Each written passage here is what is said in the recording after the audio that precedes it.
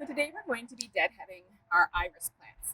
Now, unfortunately, my irises are at the very front of my property, right by a little bit of a busy road. So you're going to hear cars go by. I'm sorry, and I'm going to do my best to edit it so that you can hear well. But we're going to get to it now.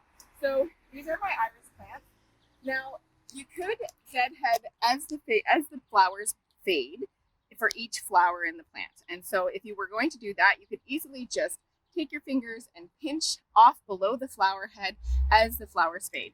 But frankly, I didn't have time to do that this year, and so we're going to deadhead the whole plant all at once. So when you're deadheading irises, you can use garden shears or your garden scissors, and really you want to leave the plant foliage on as much as possible, because the rhizomes of the plant are going to soak up all the energy from those leaves and bring it down into the rhizomes and into the roots of the plant and make sure that it's nice and strong for your spring blooms.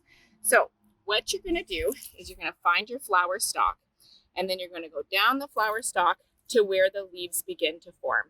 And then you just want to take an angled cut down on the flower stalk, just as low as you can go without cutting the leaves. Now you want to do an angled cut just really for aesthetic reasons, just to make it so it's not as obvious in the plant after you've done your deadheading.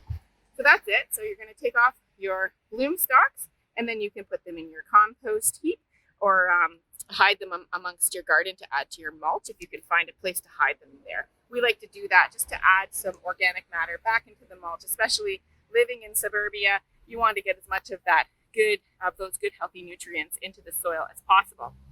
So we're going to do another one here. Use my garden scissors this time. Follow the bloom stalk down to the leaves and leave as much leaf matter as possible.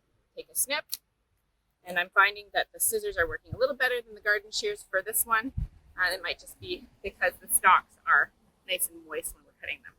So that's it. So we got another one here, and I'm going to do the rest right now.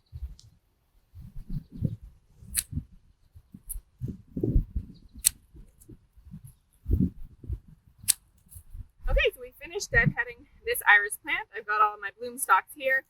I'm going to try to find a spot in my garden where I can hide them so they can add to the organic matter of the mulch. And that's it. So it was nice and quick and easy. I preferred to use the garden scissors. You use what works for you. And if you think that this was a helpful tip and you liked it, I'd love to see some pictures of your before and after, just to see how your gardens are growing as well.